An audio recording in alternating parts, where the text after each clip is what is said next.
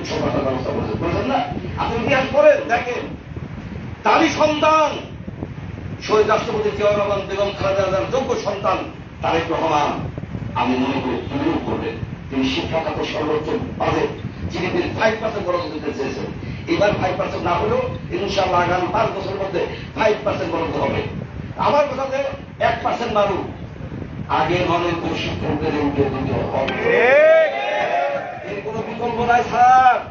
মাননীয় প্রধানমন্ত্রী তারেক রহমান সাহেব, আমার প্রিয় ভাই, প্রিয় অভিভাবক, প্রিয় বাংলাদেশের গার্জিয়ান, বাংলাদেশের কোটি কোটি মানুষের আশা আকাঙ্ক্ষার প্রতীক, আপনাকে স্পষ্টভাবে বলতে চাই, মিলন ভাইকে বলতে চাই, মিলন ভাই আপনার সাথে কিন্তু আমার এই শিক্ষককে পরিচয় নয়, ছাত্র রাজনীতির পরিচয়, আপনার ওয়াইফের সাথে আমার পরিচয়, রাজপথে পরিচয়।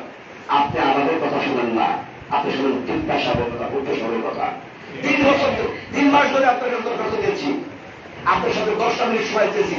আমাদের নলের শিক্ষকদের 20 জন প্রতিনিধি সহ বসেন, কিভাবে এমপিও দিবেন, টাকা লাগবে না তো। এমপিওর জন্য টাকার দরকার হয় না, দরকার সদিচ্ছা।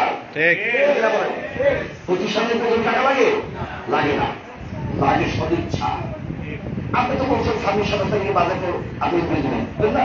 আমরা তো মেনে নিচ্ছি, ঘোষণাটা দেন, এই রিপোর্টটা দেন। আপনাদের টাকা থাকবে, সেই টাকা শিক্ষকের করে দেন নাকি? প্রতিষ্ঠানের প্রয়োজন কি টাকা লাগে? বলেন, প্রতিষ্ঠানের প্রয়োজন টাকা লাগে না, লাগে কিসের? সদিচ্ছা। এই সদিচ্ছা হয় মিলন ভাই নাই, অথবা তার আশেপাশে যারা আমলা আছে, এরা তাকে বিভ্রান্ত করে তাকে হাইট করে আছে, কাছে দেওয়ার ডাক পেরেছে। ঠিক না বলেন? আমি মিলন ভাইকে বলবো, মাননীয় শিক্ষামন্ত্রী, শিক্ষা প্রতিমন্ত্রী আমাদের ববি হাসদার সাহেব, আমরা তো একসাথে রাজনীতি করছি। মিলন ভাই ইসলামের কথা বলেন না, আমি ফুটপাতে বসে আত্মীয় করছিলাম, আমরাও ফুটপাতে ইসলামের কথা বলছিলাম। আপনাদের কথা বলেন না কেন?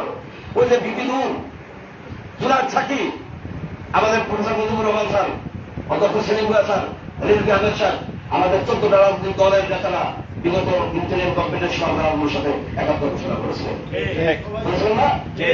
তাহলে আর কি বাইরের সরকার আছে? এই সরকার কি 14 জনের বাইরে আছে? নাই। তাহলে আমাদের কি হচ্ছে না কেন? কেন হচ্ছে না? এর কারণ আমরা নিজেরাই আমাদের দাবিটা আমরা সঠিকভাবে পূরণ করতে। এখানে মতো আজকে মনে হয় 250-300 আসেন আপনারা নাকি? এরা তো আসলে সব নেতারা, সব কর্মীরা কিন্তু আসে না।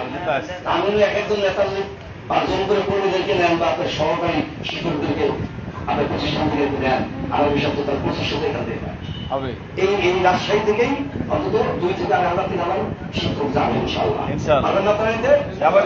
শুনেন, নেপোলিয়ন বলেছিল, তোমরা আমাকে একজন শিক্ষিত মা দাও, আমি তোমাদের শিক্ষিত জাতি দেব। তাহলে তো সবাই।